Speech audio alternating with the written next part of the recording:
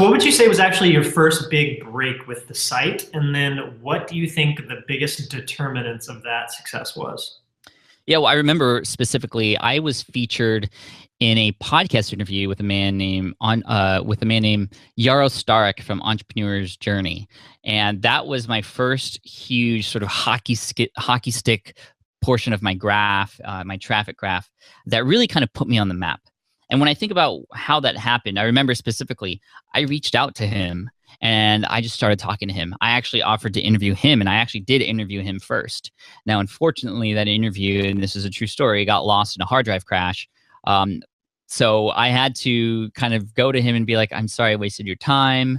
And it was probably a terrible episode anyway, because that was my first one.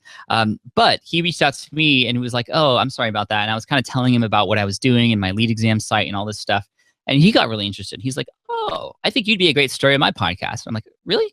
So we recorded that podcast episode, and it was only because we started talking. You know, if I hadn't done that, none of this would have happened. And I think that goes along with, and this is a huge lesson for everybody validating, is relationships are incredibly important. Who you know is really important.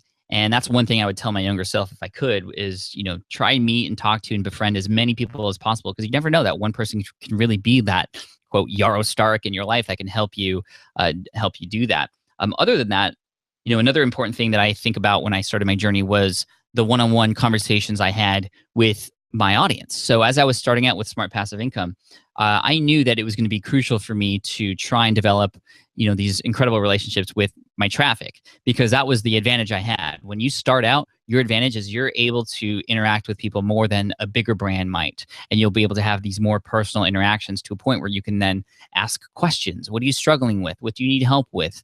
Which then at that time turned into blog posts and tutorials. Now, when I ask people those questions, what do you need help with? What's something that you do every single week that you just dread? Those things become software. Those things become courses. So, you know, it's sort of evolved, but I've always had that one-on-one interaction with my audience. And even now with an email list of over 200,000 people, I'm at the point where one might think, well, I don't have time to do that anymore, to have those one-on-one interactions. And it's true. On the blog, it's almost impossible for me to respond to every comment. On Twitter, Instagram, Facebook, everywhere else I'm at, it's nearly impossible to respond to even half of the things that are coming in. However, I make an effort every single month to reach out to 10 people on my email list randomly. And I email them and I ask them to get on the phone with me. If anybody's been watching Gary Vaynerchuk recently, you'll see that he does this a lot himself. He gets on a call and he actually films it on Daily V. But I do this too, because it works. And these conversations, it's really funny because when I reach out, they think it's like an automated email or just fake. But I'm like, no, like, let's get on a call for real. I want to talk to you. And these phone calls that on average last about 10 to 15 minutes are very enlightening, because I ask, you know, how are things going? What do they need help with? Why haven't they been taking action like they wanted to? And, you know, I get it really into the psyche of why they're struggling, which helps me create things that are more helpful for them.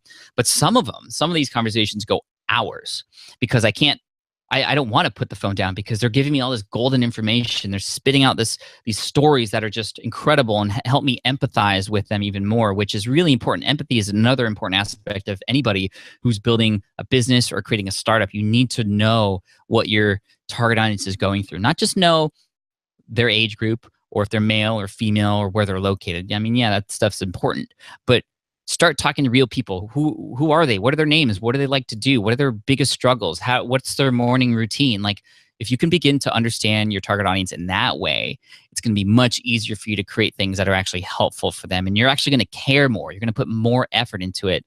And actually, they're going to help you shape what this thing's becoming too. Because for a lot of the recent courses and things that I've come out with lately, they've been validated first by getting a smaller group of people to go through them at a very MVP level. You know, features stripped out, everything, but just the basic core information in there. Then they tell me what's good and what needs to be in there, so that when I release it openly to the public, then it's going to be exactly what it needs to be and not anything that I'm guessing. It's what they're telling me it should be.